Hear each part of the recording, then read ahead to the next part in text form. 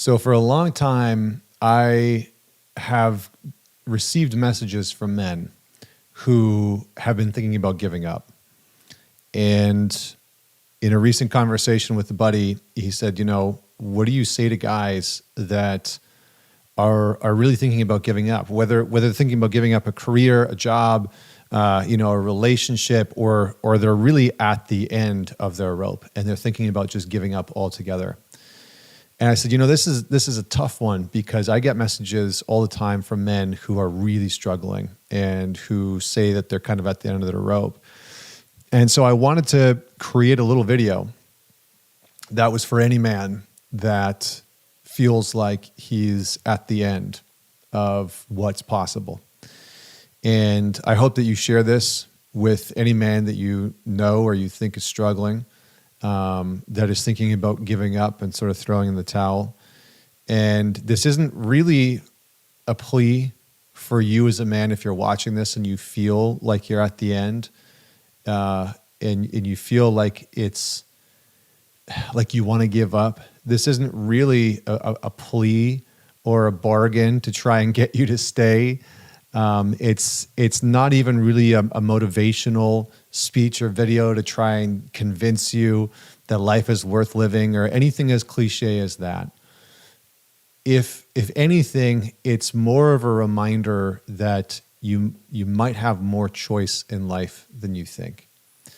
And it's such a funny thing that choice plays such an incredible role in our life.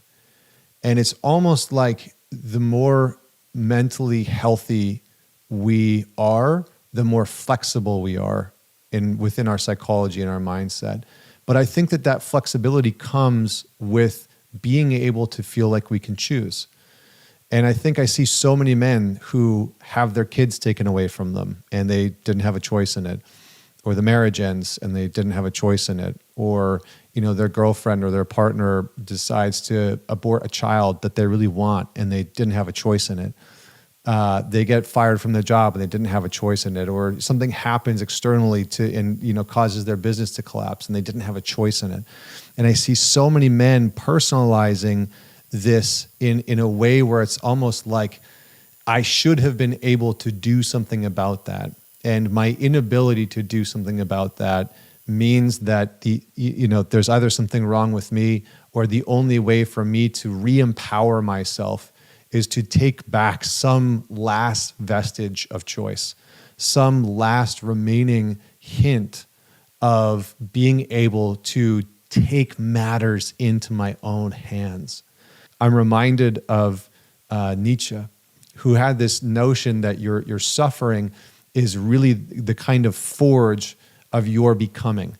And I've seen this in my own life, that my suffering and the pain that I've gone through, the terrible circumstances, the shitty decisions that I've made, the moments in my life where I haven't felt like I've had any choice. It's in those deep moments of suffering that is a kind of forge for how we could become the kind of man that we want to be. And so in this notion, what you're feeling is a kind of crucible. It's a kind of notion that this is the place where truly great men can be formed. And that there's not much difference between somebody who is an addict, somebody who is lost, somebody who is completely confused, somebody who maybe like you feels beaten down, feels like you have no choice, feels like you have no direction, feels like you have no meaning and purpose. The difference between where you are at and somebody who has built mastery and built greatness is simply that they likely started where you were. Now, yes, some people started, with an advantage, and I don't want to discount that by any means, by any way, shape, or form. But many, many, many people who move towards mastery and greatness are the ones who started at the bottom. They let suffering be the forge of their future becoming. They let their suffering and their pain and the feeling like I don't have a choice become the forge for something different. And it's almost like a spiritual quest. And that's the power that you get to take back. That is the choice. That instead of saying, I have no choice in the suffering, there's a kind of reclamation of the choice of saying, I do have a choice. Not that I have a choice in everything that happens to me, but I have a choice in understanding that some of these things are actually happening for me. And they're happening for me to move, shape, transform, become, evolve. Again, this video is not about trying to convince you to do anything. It's simply acting as a reminder that you have choice. And as much as maybe your life feels like the circumstances have taken away your choice in so much of your life, which I understand, again, courts, legal systems, family members, friends, trauma from your childhood where you feel like you didn't have a choice in how things unfolded or what happened to you. I understand all of those things. And I still sit here as a reminder that choice is something that no one can ultimately take from you. No one can ultimately remove that part of your life. They can constrict and restrict and take away so much of your freedom. But how you choose to respond in any given moment is ultimately what matters. And it's not until we give away that notion that we have any choice at all, or that we have any meaning at all, when we give away that to others, life, circumstances, etc., that's when we start to find ourselves in this place of contemplation. So I don't really have an ending to this outside of, I hope that despite the odds in your life of whatever it is that you are going through, and I don't know your circumstance, I don't know, what you've gone through. I'm assuming that if you're watching this and you've made it this far, it's like your life has probably been pretty hard. It has probably been brutal at times, and I've seen brutal.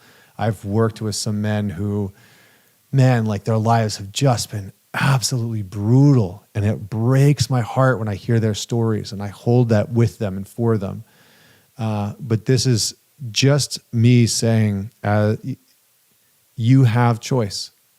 And so this video really is a kind of honoring of the remembrance that you do have a choice. And as tough as it is to say this, I just want you to know that if there's no one else in the world that will say this to you, no matter what you choose, I'll still love you. And those are the words that my mom needed to hear. Those are the words that I needed to hear. And it's hard because I think so many people will hear that and say, how could you do that? You're letting somebody off the hook, or you're giving them permission to drink or do drugs, or to end their life. Or no, it is simply a declaration of remembering that everyone has their own choice. And you cannot take that away from them. You cannot take it away from them. And in fact, in order for people to move, change, heal, however you want to describe that, it's actually that they need more choice reinforced with usually some structure and some grounding and some boundaries. So thank you so much for tuning in. I hope that you man it forward and you share this podcast episode with somebody that you know could use it or needs to hear it. Maybe this was just for you because you know that somebody in your life is struggling in this way, or maybe this is for you because you are that person that's struggling in that way.